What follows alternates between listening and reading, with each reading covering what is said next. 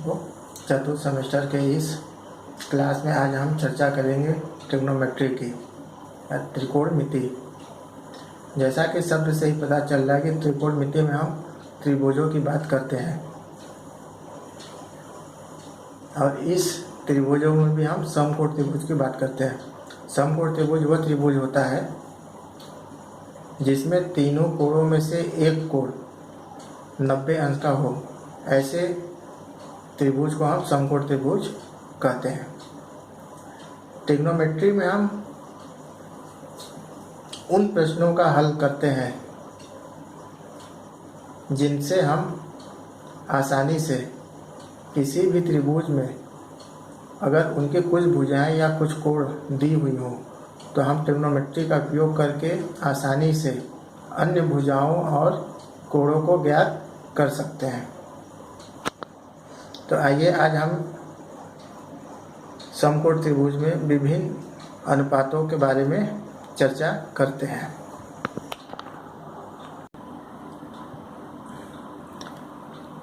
त्रिकोणमिति में हम विभिन्न भुजाओं को या कोणों को ज्ञात करने के लिए हम एक समकोण त्रिभुज के न्यून कोणों के सापेक्ष उसकी भुजाओं के परस्पर अनुपातों का प्रयोग करते हैं।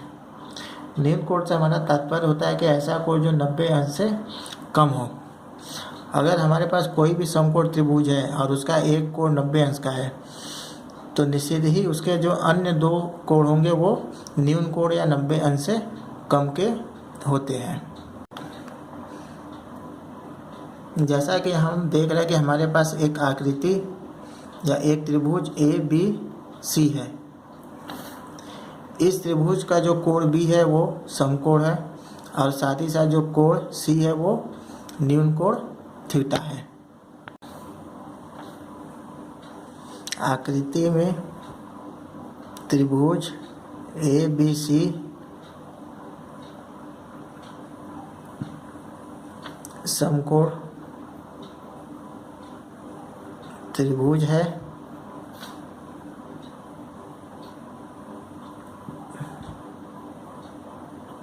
जिसका कोण ABC समकोण है या 90 अंश का और साथ ही साथ जो कोण ACB वो थीटा या न्यून कोण है। किसी भी समकोण त्रिभुज में जो समकोण के सम्मुख या सामने की भुजा होती है वो कर्ण कहलाती है और साथ ही साथ जो थीटा न्यून कोण है उसके सम्मुख यानी सामने की जो भुजा होती है वो लंब कहलाती है और जो तीसरी भुजा बच जाती है शेष उसे आधार कहते हैं। तो इस प्रकार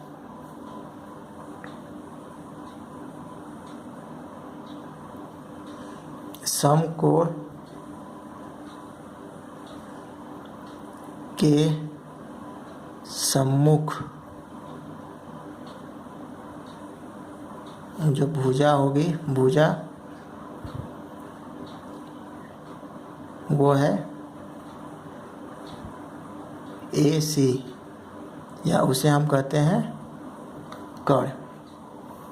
इसी प्रकार जो हमारा न्यून कोण है उसके सम्मुख भुजा AB को हम लंब कहते हैं और जो हमारी तीसरी भुजा होती है भुजा BC उसे हम आधार कहते हैं। तो इस प्रकार किसी भी समकोण त्रिभुज में हम आसानी से ज्ञात कर सकते हैं कि कौन सी भुजा कर्ण कहलाएगी, कौन सी भुजा लंब और कौन सी भुजा आधार। समकोण के सामने वाली भुजा हमेशा कर्ण कहलाती है। जो भी न्यून कोण थीटा हमको दिया रहेगा, चाहे ये या ये, उसी के आधार पर हम डिसाइड करेंगे कि उसके सामने की जो भुजा होगी वो लंब कहलाएगी और जो तीसरी भुजा बचेगी उसे आधार बोलेंगे। तो इस प्रकार किसी भी समकोण त्रिभुज में जो हमारा पहला अनुपात होगा वो होगा AB अनुपात AC। तो इस अनुपात को कोण थीटा का साइन कहते हैं और संक्षेप में इस साइन को साइन थीटा लिखा जाता है। तो इस प्रकार जो हमारा पहला अनुपात होगा लंब और कर्ण का, उस अनुपात को हम साइन थीटा नाम देते हैं या साइन थीटा के नाम से जाना जाता है। ये हो जाएगा हमारा पहला अनुपात। इसी प्रकार जो हमारा दूसरा अनुपात होता है उससे बोला जाता है कोसाइन थीटा और ये होता है अनुपात आधार और कर्ण का। आधार से हमारा तात्पर्य है BC और कर्ण से हमारा तात्पर्य है भुजा AC। इसी तरह हमारा जो तीसरा अनुपात होता है उससे बोला जाता है टेंजेंट थीटा और ये अनुपात होता है लंब और आधार का। और संक्षेप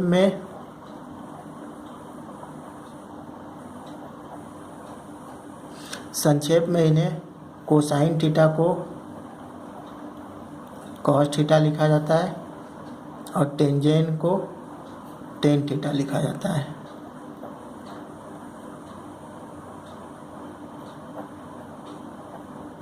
इस प्रकार तो हमारे पास 3 रेशियो हो गए।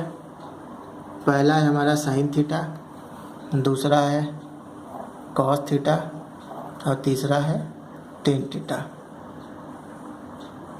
इनके अलावा 3 और रेशियो है।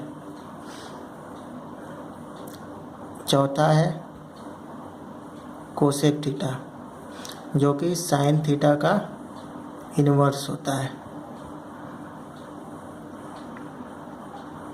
AC और AB का अनुपात, AC हो जाएगा हमारा कर्ण और AB हो जाएगा हमारा लंब।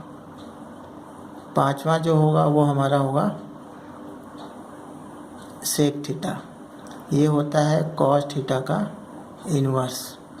ये हो जाएगा हमारा AC और BC का अनुपात यानी कि कर्ण और आधार। और 6 जो होता है वो होता है कॉट थीटा, ये होता है टेन थीटा का अनुपात और ये हो जाएगा BC अनुपात AB या आधार अनुपात लंब। तो इस प्रकार ट्रिग्नोमेट्री में 6 रेशियो या 6 अनुपात होते हैं। पहला होता है साइन थीटा, दूसरा होता है कॉस थीटा, तीसरा होता है टेन थीटा, चौथा होता है कोसेक थीटा, पांचवा सेक थीटा और छठा कॉट थीटा। इसी के साथ आज का क्लास हम समाप्त करते हैं और अगले क्लास में हम कुछ प्रश्नों को हल करेंगे।